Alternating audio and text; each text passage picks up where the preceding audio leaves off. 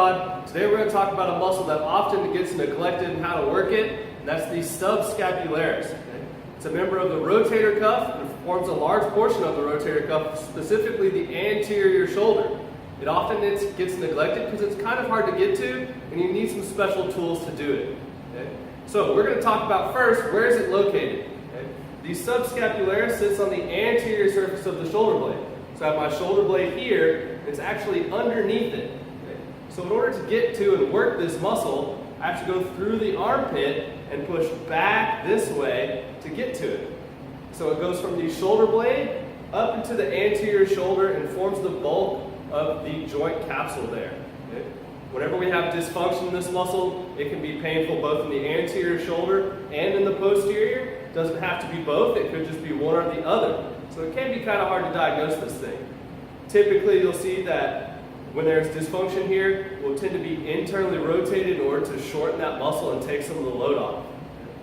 So we know where it is, we know what it does. Now how do we smash it? For that we need a special tool, which I like to call the lollipop. We're just taking a lacrosse ball, take it to the end of a PVC pipe or a stick, you end up with something like this, and this is what's going to allow us to get into there and do work on that muscle. Okay? So to make sure we're in the right spot, we can take our hand and we're going to grab our lat and squeeze a little bit, and what we're trying to get is where our thumb is. So the lat is going to be through this arch here, and our thumb is going to be where the subscap is, deep into that armpit. Okay? So I'm going to take that lollipop, jam it into a corner, arms up overhead, a little internal rotation. I know where my thumb is at, so that's where I'm going to try and place it.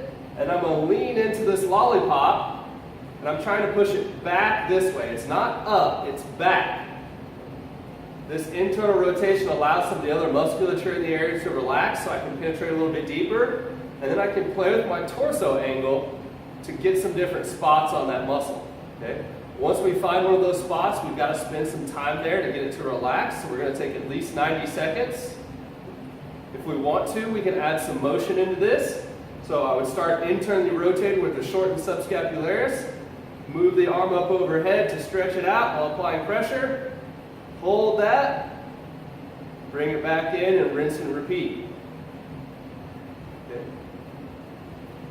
Like I've been saying, this is a very often overlooked muscle, but I find that most people have some form of dysfunction here and can benefit a lot from working into that muscle a little bit. So make yourself a lollipop, try it out. I guarantee you're probably going to find something. You're going to get a lot of benefit out of this one. Okay? So that's the subscapularis and how to smash it. I'm Dr. Hogan with the Sports Pod. Move free.